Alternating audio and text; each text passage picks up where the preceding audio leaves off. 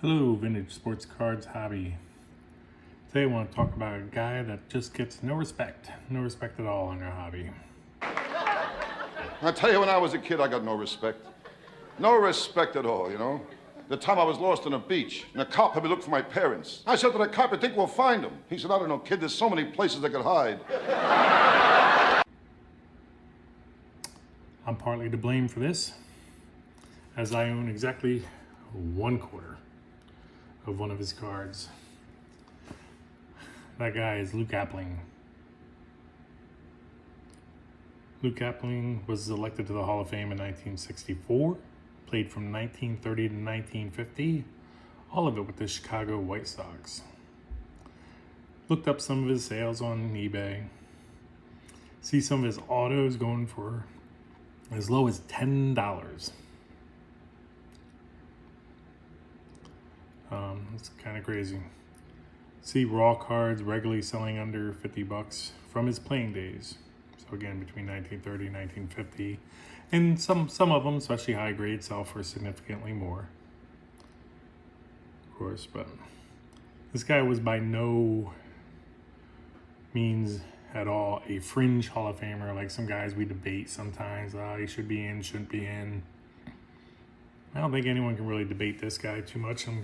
Later on, I'm going to compare him to a couple players. And again, I'm not saying he's better than these players, but if you look at the numbers side by side, next to these two great players, it's kind of hard to argue that he probably should get a little more love in our hobby. Anyway, Lou Gehrig finished second in the MVP in 1936. Finished second to a guy named Lou Gehrig. Finished second in the MVP in 1943. After that second in the MVP season, he went into military service like many players did back in these years. So he lost all of his 1944 season and all but 18 games in September of his 1945 season. He easily would have reached the 3,000 hit milestone if it weren't for this time away from the game, serving our country. And he was a 2-time batting champ, 7-time All-Star.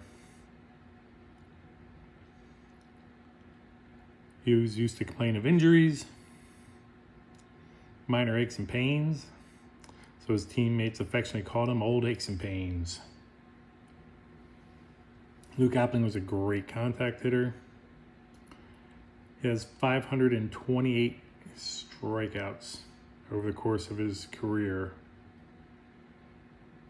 Pretty minuscule number for basically about 9,000 at-bats.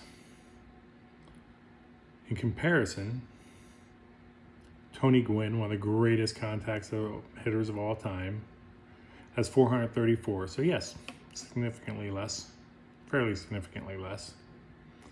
Ichiro, also considered a great contact hitter, had 1,080. Ichiro's lifetime average was 311. He had a WAR of 60. Tony Gwynn's lifetime average was approximately 330, significantly higher than Appling's. But Tony Gwynn had a WAR of 69.2. I'm not saying WAR is the end-all be-all stat, but it's a pretty popular, significant stat that we do look at nowadays. So you can't put him in a class with these kind of players and say he's just not a no doubt about it Hall of Famer. But for some reason, we as a hobby, me included, as I only have 1/4 of a Lou Gehrig card.